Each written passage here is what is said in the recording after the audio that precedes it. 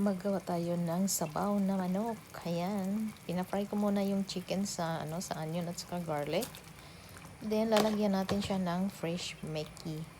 Ayan. Gumagawa tayo ng sabaw kasi bagay yan sa malamig na panahon.